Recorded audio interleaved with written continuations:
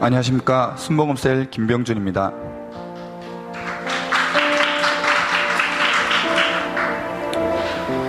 저는 20살 후반 한 해가 끝이 날 무렵 친구의 전도를 통해 우리 교회에 오게 되었습니다. 그 후 몇 달 있지 않아 군 입대를 하게 되었습니다. 시간이 지나 휴가를 나오게 되었습니다. 휴가 기간이 2015년 컨퍼런스 집중훈련 1단계를 같이 하는 기간이었습니다. 마침 그때 저희 교회 성도분 중 컨퍼런스만 참여가 가능하고 그 이후 1단계 훈련이 안 되시는 분이 계셨습니다. 그래서 그분을 대신하여 집중훈련을 받아보는 것이 어떻겠냐는 셀 가족들의 권유로 집중훈련에 참여하게 되었습니다. 얼떨결에 참여하게 되었지만 저는 세계비전 두날개 프로세스가 무엇인지도 모르고 우리 교회가 두날개 교회라는 것조차 알지 못했었습니다. 집중훈련을 통해서 아주 조금은 세계비전 두날개 프로세스에 대해서 알게 되었고 우리 교회가 두날개 교회라는 것을 알게 되었습니다. 더 알고 싶은 마음에 다음 단계에는 휴가 기간을 조정하여 의도적으로 나와 훈련을 받기도 하였습니다.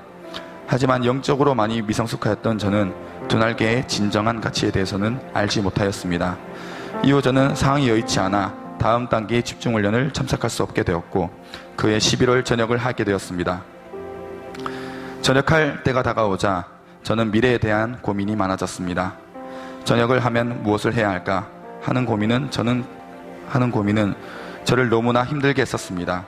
군 생활도 해냈기에 무엇이든 할 수 있다는 근거 없는 자신감은 충만한데 막상 제게는 해야 할 일이 없었고 노력하고 열심히 살아야 할 이유가 없었습니다. 저는 저의 가슴을 뛰게 해줄 꿈이 너무나도 필요했었습니다. 저는 하나님께 제가 당장 무엇을 해야 할지를 알려달라고 꿈을 꾸게 해달라고 기도했습니다. 그러던 중 목사님의 권면을 받게 되었고 그렇게 저의 2016년 세계비전 두날개 프로세스 집중훈련은 시작되었습니다. 컨퍼런스와 집중훈련을 통해 가장 먼저 우리 교회가 완벽하진 않지만 세상의 많은 교회들 중에 정말로 건강한 교회임을 알게 되었습니다. 주강사이신 김성구 목사님은 계속해서 우리 교회 이름을 언급하시며 칭찬해 주셨습니다. 다른 교회 목사님, 장로님, 집사님 등 많은 분들이 우리 교회에 이름 없는 청년이었던 저에게조차 우리 교회 이야기를 듣고 싶다는 말을 건네기도 하셨습니다. 이러한 모습 가운데 저는 정말로 좋은 교회에 오게 됐다는 사실이 너무나도 감사하게 되었고 큰수명은샘 교회의 성도라는 사실 하나만으로도 여러 교회, 여러 사람들이 모여있는 풍성한 교회를 당당하게 걸어다닐 수 있는 자부심 또한 생겨났습니다. 또 집중훈련을 통해서 저는 놀라운 비전을 발견할 수 있었습니다. 한 명의 영혼을 구원하고 각 사람을 주님의 제자로 세워 하나님 나라를 확장해 나가는 두날개 비전. 변화를 위해 몸부림치고 양육과 훈련을 통해 결국 변화하여 하나님 나라를 확장해 나가는 비전. 제가 집중훈련에서 보았던 것은 바로 하나님의 꿈이었습니다. 이 비전으로 멋지게 변화되어 사역하고 있는 풍성한 교회의 성도님들을 보았습니다. 그때 저는 우리 교회에서도 동일한 모습으로 변화되신 리더님들이 떠올랐습니다.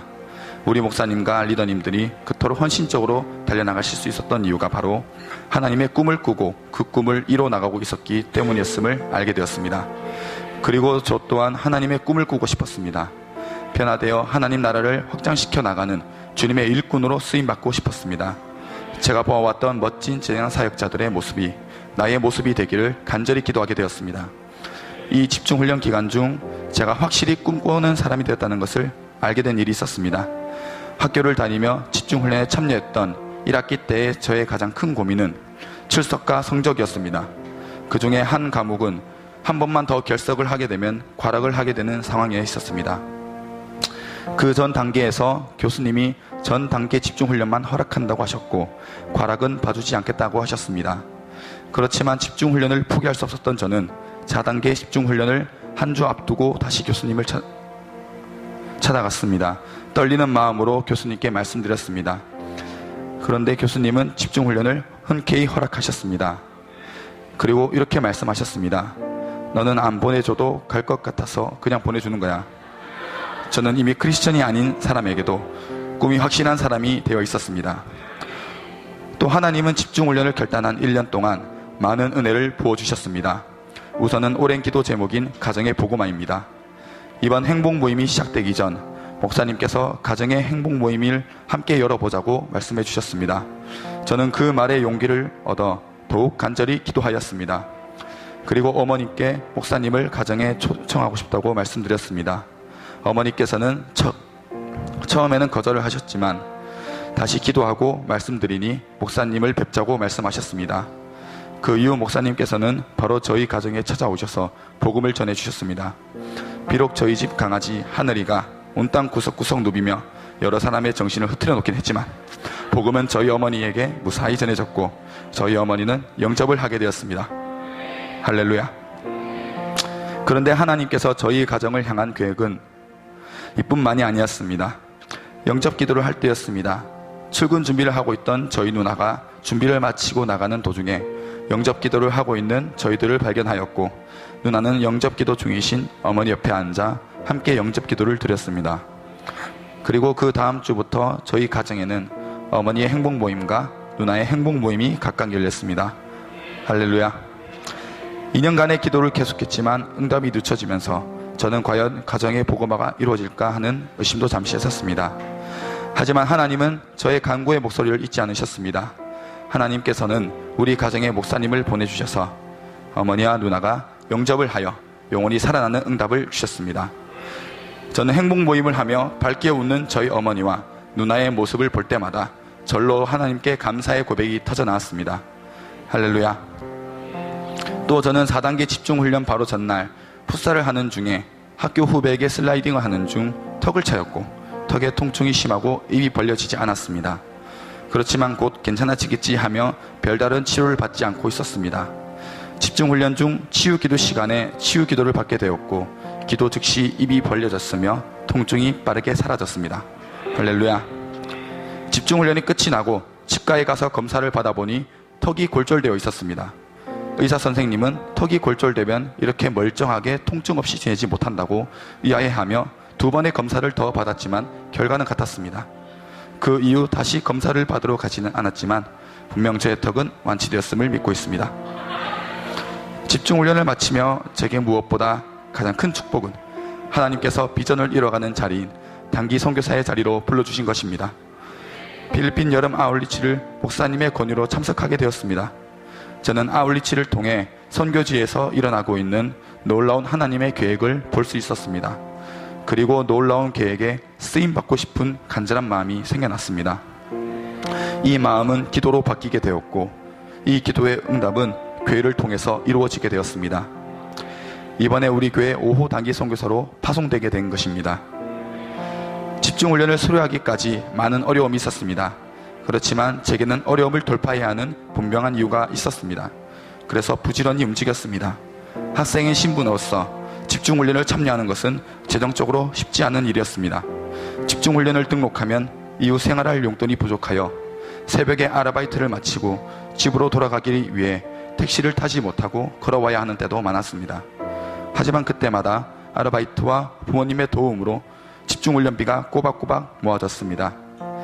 또 학교 수업도 빠지고 가야 했던 집중훈련이기에 가족들의 구박을 견디는 것도 쉽지 않았습니다. 가족들은 수업을 빠질 때마다 저를 보고 교회에 미쳤다고 말했습니다. 또 학교의 교수님들께 찾아가서 설득하고 구박을 듣고 오는 수고로움도 매번 겪어야 했습니다.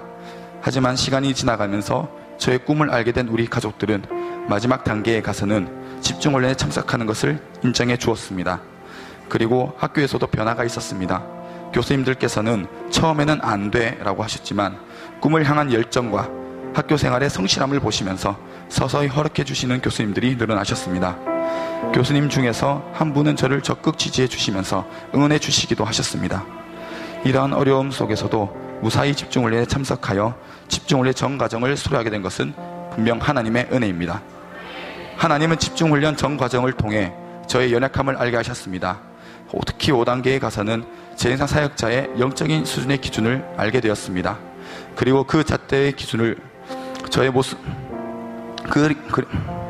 그 잣대의 기준으로 저의 모습을 바라보았을 때 미성숙함 덩어리인 제 자신을 볼 수 있었습니다. 하지만 또 한 가지 알게 된 사실이 있습니다. 하나님은 순종하면 만들어 쓰신다는 것입니다. 저는 오늘도 연약하여 넘어집니다. 또 때로는 저의 미성숙함에 실망할 때도 많습니다. 하지만 저에게는 저를 책임지고 변화시켜줄 우리 교회와 목사님이 계십니다. 교회에 하나님께 내 삶을 전적으로 맡긴다면 오늘 내가 비록 연약하여 넘어져도 내일의 삶은 반드시 쓰임받는 재생산 사역자가 될 것을 믿고 있습니다. 끝으로 이 비전을 한결같이 붙들고 달려나가고 계시며 제 가슴을 불태워준 이 비전을 제게 주신 저의 스승 되신 목사님 감사합니다. 사랑합니다. 2016년 집중훈련 하나님께서 하셨습니다. 하나님 아버지께 이 모든 영광을 올려드립니다. 아멘.